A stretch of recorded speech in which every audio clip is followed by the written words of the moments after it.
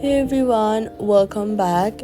If your iPhone hotspot keeps on disconnecting or isn't showing up on other devices, your internet is slow while sharing, these quick settings will fix all of that right now.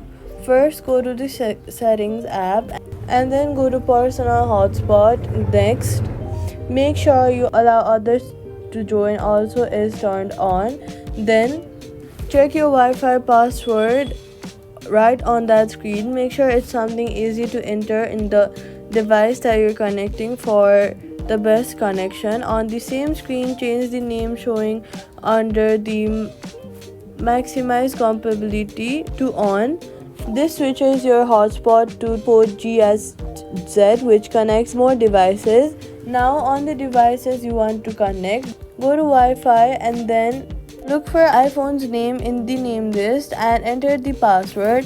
If it's not showing up, go back to your iPhone's hotspot screen and then keep it on that screen for devices to discover it. Once connected, keep your iPhone screen on until the other device is fully connected.